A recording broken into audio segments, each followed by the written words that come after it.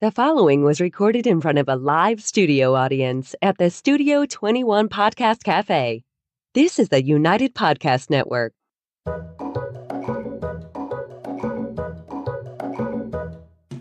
Welcome to the Quirky Dog Podcast, inspired by some of the quirkiest dogs you can ever imagine and the owners who love them. This podcast is brought to you by the quirky couple themselves, Scott and Jess Williams. Their aim is to educate and entertain. Here's Scott and Jess. Welcome, guys, and happy Wednesday. Today, we are going to talk about expanding your dog's inner circle. Now, this may sound a little bit crazy, but we have a lot of clients and a lot of friends and a lot of former clients that sometimes want to get their dogs around other dogs, just, their close-knit group of friends. So we have some tips and tricks today. But first, we're going to start with the quirky tip of the day. There's two pigs today. All right, our quirky tip of the day today is brought to you by Viagen Pets. Viagen is a cloning company out of Texas. They clone dogs, cats, and horses. We've actually done a previous episode with Viagen. You can check them out at viagenpets.com. Their URL is in our description. And we have two pigs here today because it's as if the pigs were cloned. Although it is very important to note that if you do clone your animal, they're going to genotypically be the same, but not necessarily phenotypically be the same. So if you have a, tricolored Aussie, they're not going to come out with the exact same markings. They'll be the same color. It might. Well, they could, but the chances of a golden or, a yellow lab or a chocolate lab looking the exact same are a little bit more similar. So our quirky tip today is brought to you by Viagen, and our quirky tip is to check out Sustenance Herbs Natural Repel Spray. I love this stuff. It is tick season. You got a tick on you just walking to the bench the other day? Yesterday, I took Jimmy for a little walk in the woods. 15 minutes, came back. There's a tick crawling on my pants. Yeah, it's crazy. They are popping up. I just pulled one off sink, and this is my favorite holistic natural spray. I think when we originally did our tick episode years back, I wasn't using this product, but Sustenance Herbs Natural Repel Spray. We've also done a podcast with them. You can check it out and go on their website, order this. It is my favorite go-to. Dogs smell great, and it keeps the bugs away. Okay, so expanding your dog's inner circle. We need to expand our inner circle sometimes too. What does this look like for you? I prefer to keep my circle very tight.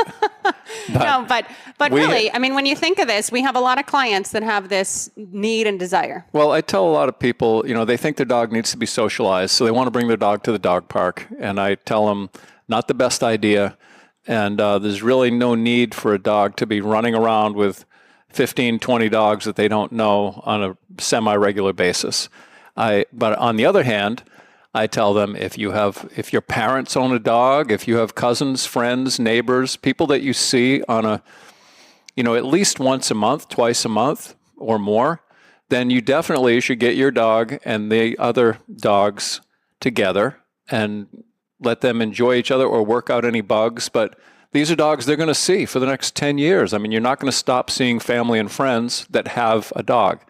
So that's what this is about, is expanding this tight social circle for your dog, which should be just you and you may have, a lot of people have more than one dog, but there's no need to be seeing every dog on the street. Yeah, and some dogs are very social and they do great at daycare and they do great at dog parks, but some dogs don't. However, you may want those 3 or 4 friends and family members to be able to associate with you, have their dog come over, be able to go to their house and everything else. So the first thing to really focus on is energy levels. So if you have a dog that is, a little more fearful, a little more withdrawn, and the dog that you're trying to, socialize it with or expand its inner circle towards or anything else is too much, you need to concentrate on that. That other dog needs to have a little bit better control. You don't just force that interaction and be like, no, this is going to be great. Everything's fine. Go and, get out of your shell.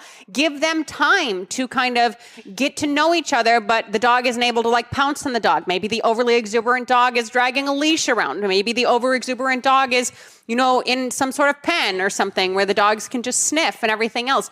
You really want to make sure that the energy levels are very rarely going to match. And if they're both very, very excited and aroused, that's not going to be a good combination either. And if they're both very fearful, sometimes they work it out, but you're probably going to have 2 very different energy levels, whether it be a little bit forward or a little bit withdrawn or however you're looking at it. You need to play that appropriately. And if this is a long-term solution, there's no need for a short-term rush to get there.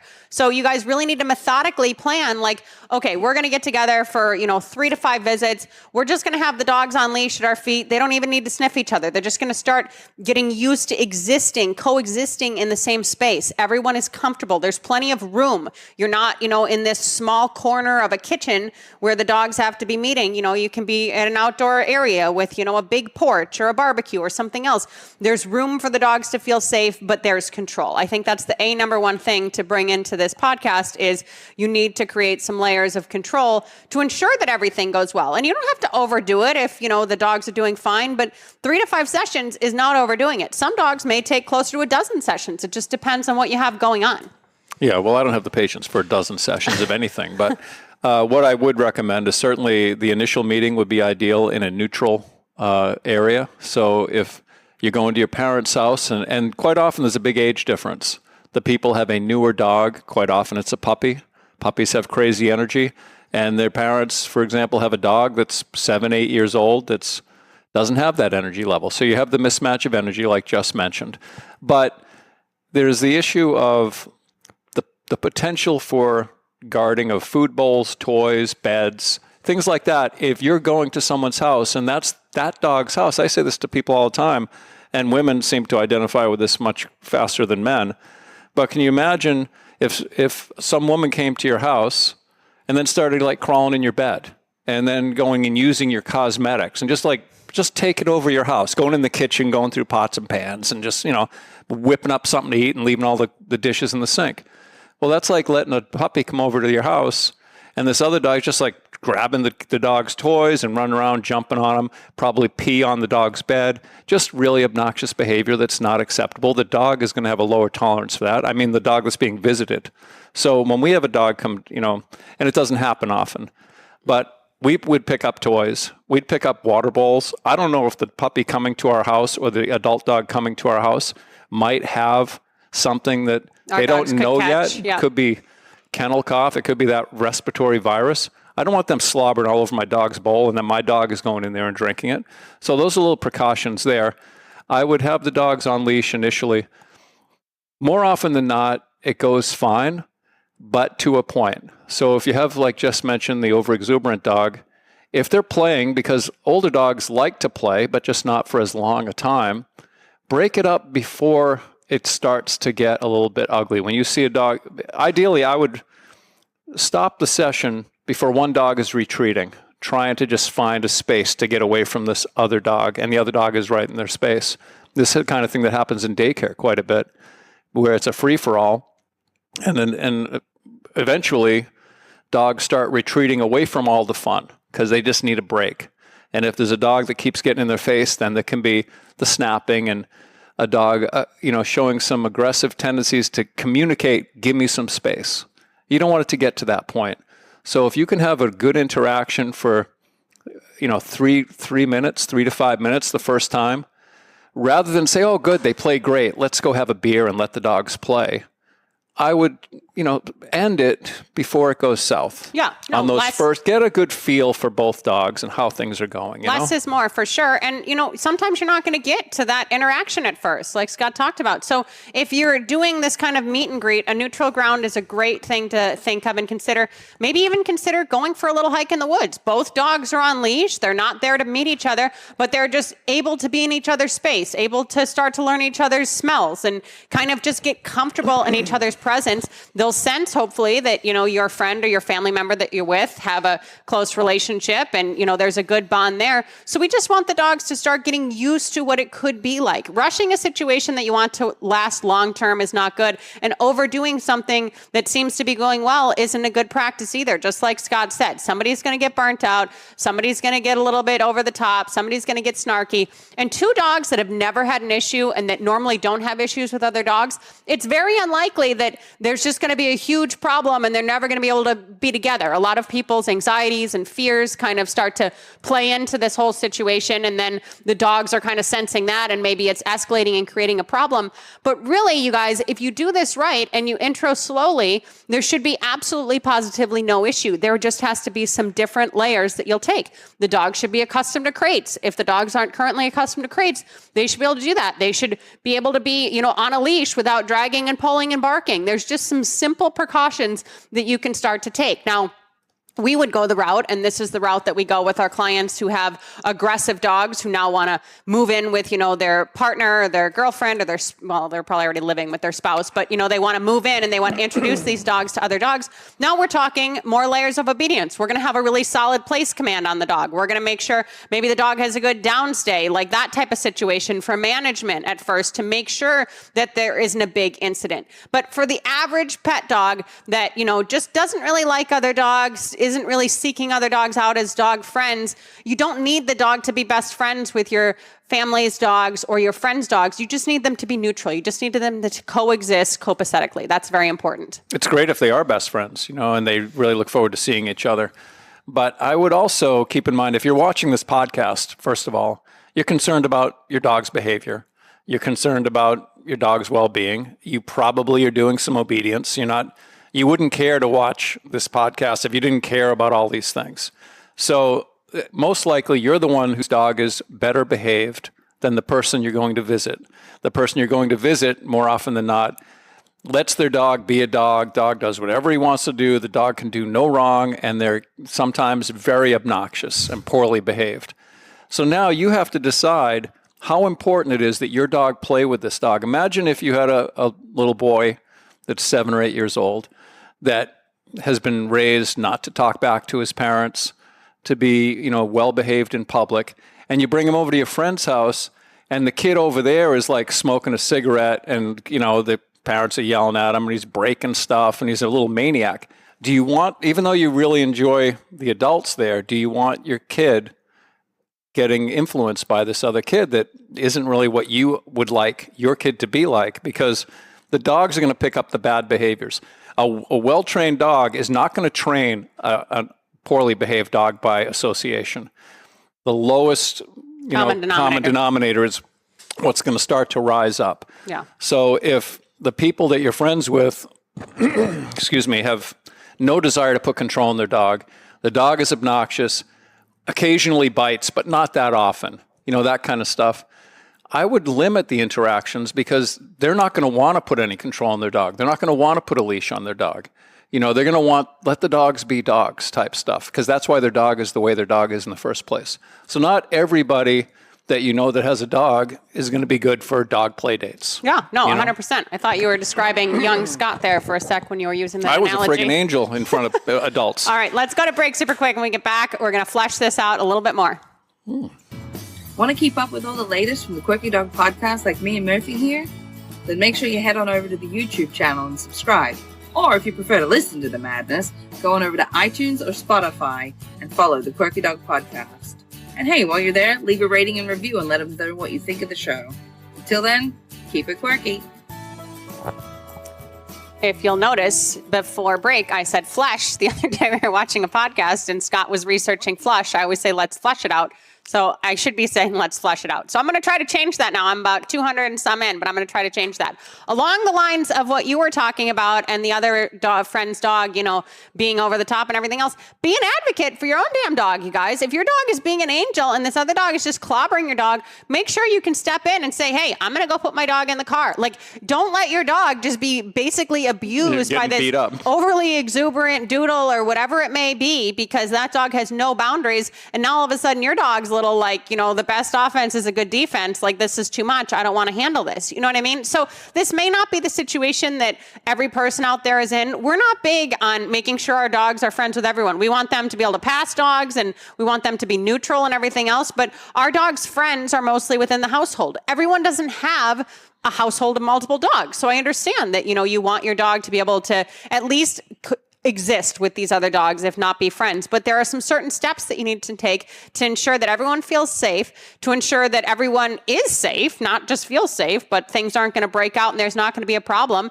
And sometimes if you have a dog with a history of issues, you're going to take a lot of these steps and go slowly, and there may still be a muzzle at the other end of it. There's no shame in that. Sarah Carson puts a muzzle on her dogs, the Super Collie's mom, every time she brings a new dog into her household for months at a time. Like, there's no shame in that. If your dog is standoffish and doesn't like new dogs, know what you have and condition them to a muzzle and make sure everyone stays safe. But make sure that you're really setting things up for the long game and not just hoping that the first barbecue goes great and everybody's just best friends right from the very beginning. Yeah, and one dog play date or get together that I would discourage is neighbors that live close to you.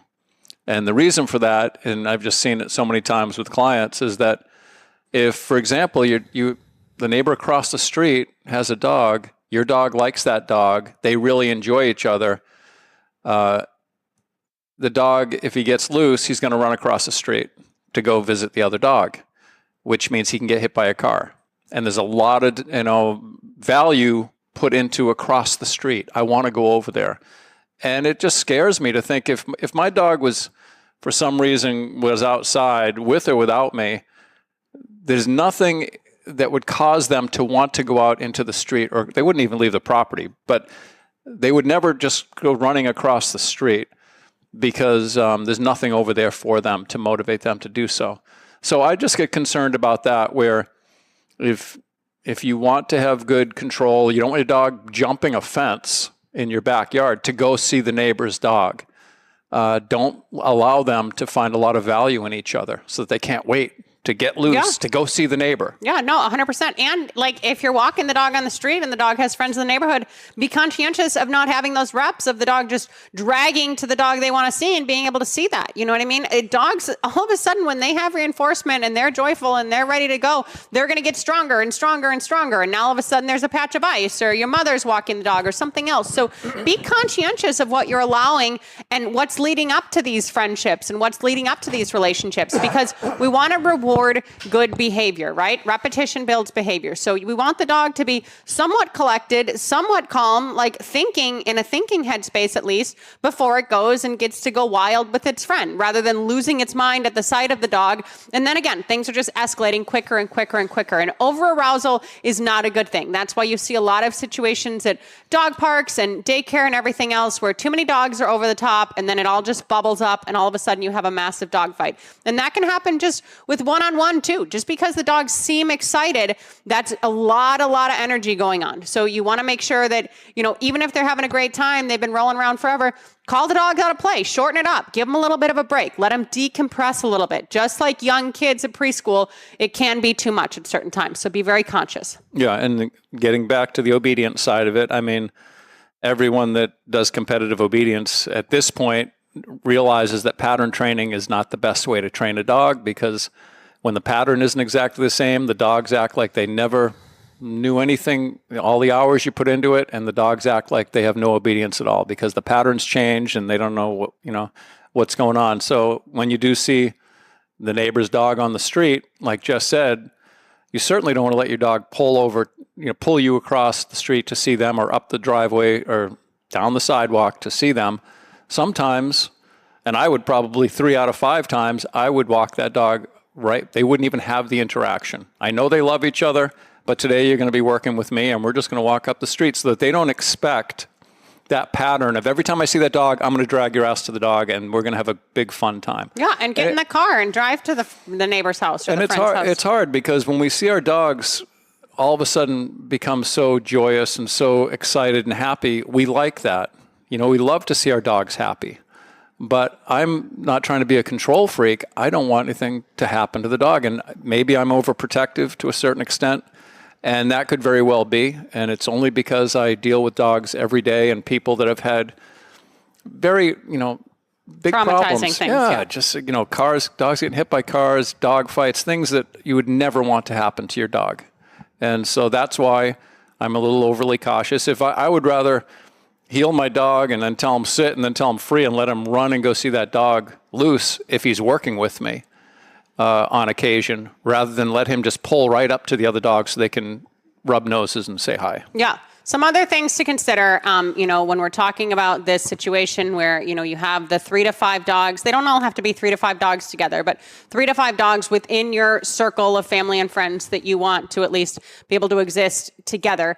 Supervision. Like, we're going to be supervising you guys. We're not going to just throw the dogs out in the backyard here, especially the first few months of visiting together and no one's watching them. Like, you're watching the dogs, you're supervising. If you're going to do your first interaction, your first greeting, Don't do it on leash, okay? One dog can be on leash if it's going to be too much to control it. Do not have both dogs on leash. Owners pulling back and creating tension and making things worse for the dogs is always what seems to bubble up and escalate a situation. If you've had dog aggression in the past, any sort of dog aggression, I don't care what it was, little dogs, big dogs, brown dogs, white dogs, I don't care what it was, muzzle the dog that was aggressive. Make sure we're setting the situation up for safety. We do not want a big blow up here on the front end. You can have gates up, these types of different things where the dogs can sniff through and everything else. Sometimes that can create more barrier aggression. You're going to want to watch that.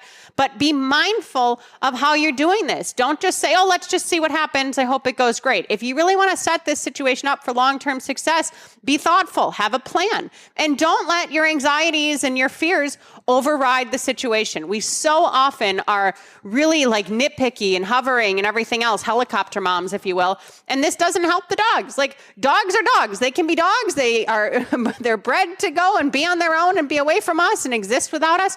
They can do that. They can do that within their friendship. So you don't have to be hovering. Another thing I would highly discourage is dogs being up on different varying levels of heights. A little dog in a lap could be a lot more aggressive than a dog that's on the ground. When there's different hierarchies, if you will, where a dog can be on a couch or on a bed and the other dog is lower, that can create some more issues. So be thoughtful of these things. And then once everything's going great, just like we've been harping, don't just let her rip. Don't have the dogs out in the backyard for 3 hours and you don't know what's happening. Be mindful of checking in, making sure everything's going well, and making sure that everyone's feeling safe and secure. Yeah. And another thing that, I'm thinking about problems that have occurred.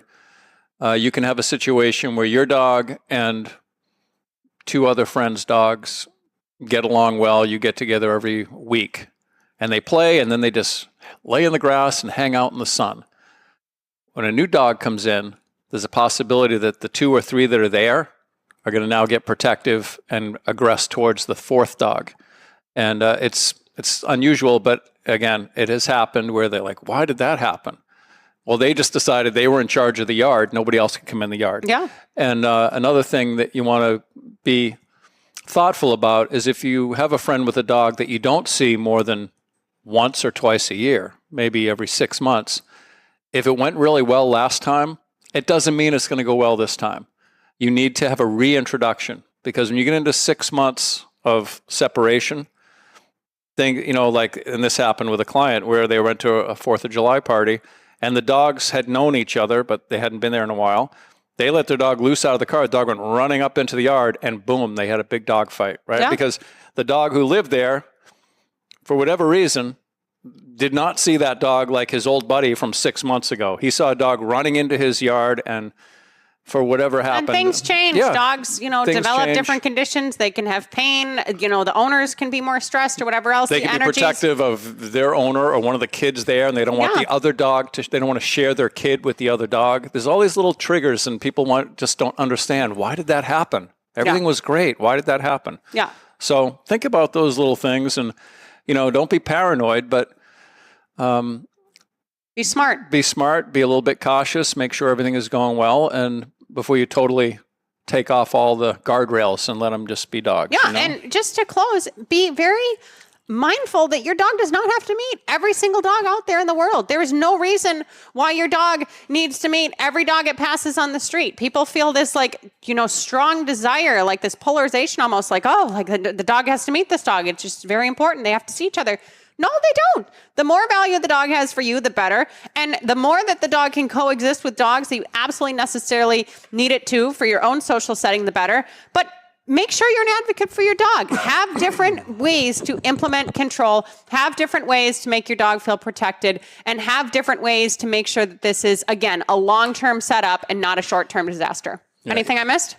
Oh, I would just say, if your friend is someone you know from obedience class, then the likelihood of these 2 dogs getting along fine and you both being able to control your dogs is dramatically increased and improved over you trying to have good control of your dog and the other dog. It's a free-for-all. And that's the typical scenario, and that's why it can be frustrating, because you're trying to have a dog that's well-behaved, a good canine citizen, and the other dog's a maniac. And that's tough because you like the people, But the dog, especially if it's a relative, it's like, I have to see these people. These are my parents. This is my brother or my sister.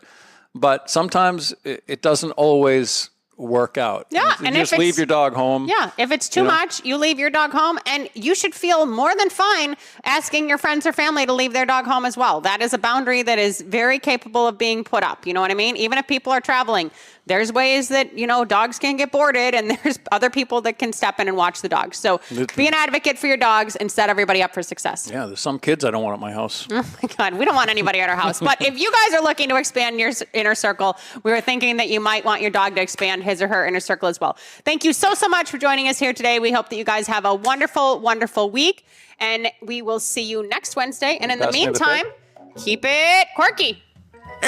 Oh, now here's the clone talking. Bye, guys. Have a good one.